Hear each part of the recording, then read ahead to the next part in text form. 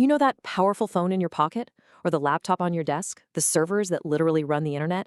Well, all that incredible hardware is basically just sitting there, waiting. It's designed to ask one single question over and over and over. What do you want me to do next? Programming, well, that's just how we finally give it an answer. And that right there is the key.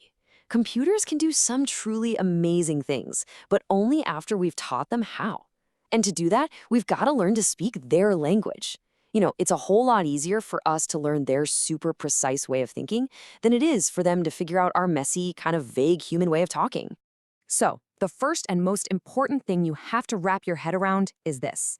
Computers are incredibly powerful, but they are also incredibly literal. They do exactly what you tell them to do, which you'll find out isn't always what you meant to tell them. Here's a perfect and honestly pretty funny example of that. Let's say we mean to type, take my left hand, but we accidentally type ham instead. A person reading that would instantly know what we meant, right? Context. But a computer, it just stops. It has no idea what you mean. It's literally thinking, what's a ham and why are you telling me to take it? That one tiny typo just completely breaks everything. So you see the challenge, right? We have to be so precise. We have to learn to say exactly what we mean with zero room for error. And to really get why they're so literal, we need to take a quick peek inside the machine's mind. Don't worry, we're not going to get super technical here. It just really helps to have a basic mental map of a computer's main parts.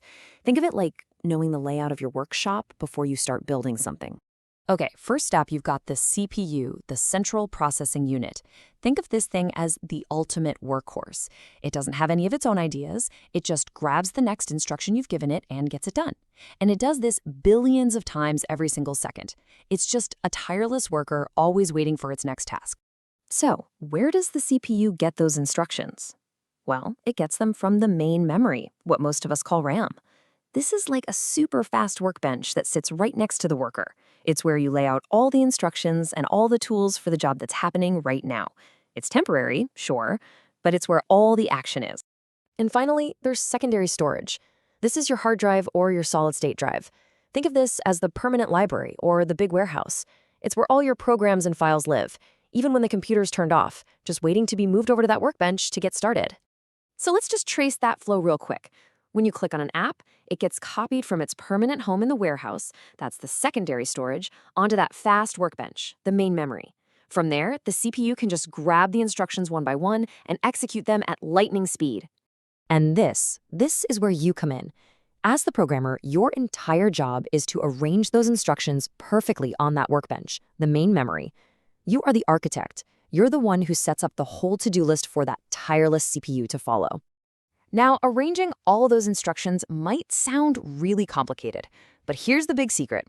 Every single piece of software ever written, I'm talking from a tiny calculator app to a massive online video game, is built from just a few simple, repeatable patterns. You can think of them as the basic spells of coding. And here they are. First, there's sequence. That's just a simple to-do list. Do this first, then do this, then do that. Easy. Then you have conditional. This is just a fork in the road. If the user clicks yes, do this.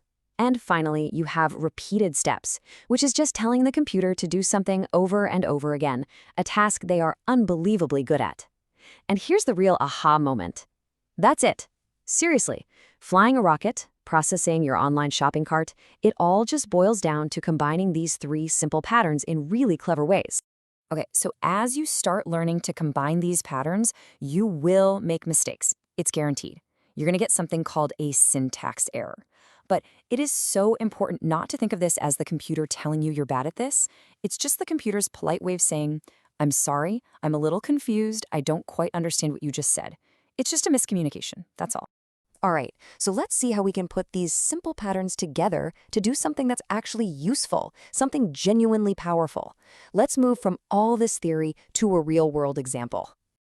So imagine you have this problem. You've got this huge, messy text file with thousands and thousands of lines of raw, unorganized data. Maybe it's a bunch of logs from a website or some scientific data. Trying to count every single line by hand, that would take forever, and you'd probably mess it up. The solution? A tiny little program. All this code does is tell the computer to open that file and then use one of those repeated patterns, programmers call it a loop, to go through every single line and just add one to a counter. It's a simple sequence that automates the whole boring task. And the result? Just like that. The computer zips through the entire file and correctly counts all 1,797 lines in less than a second. A task that would be mind-numbingly boring for a human is just an effortless blink of an eye for a machine that you instructed correctly. This, right here, is the magic. So what does all this mean for you? It means learning to program isn't just some technical skill. It's a way to unlock your own personal superpower. It's the ability to automate away the boring stuff and, more importantly, to bring your own creative ideas into the world. When it comes right down to it, there are two great reasons to learn this stuff. Maybe you just want to solve a practical problem for yourself, like automatically organizing your messy photo library or speeding up some boring task you do in a spreadsheet. Or maybe you have a bigger creative idea, an app, a website, a game that you want to build and share with millions of people. Programming is the bridge that can take you to both of those places. We started with this idea that the computer is always just waiting, constantly asking, what do you want me to do next? Now you've seen the basic building blocks, the fundamental spells of how to give it an answer. So the only real question left is, what are you going to tell it to do?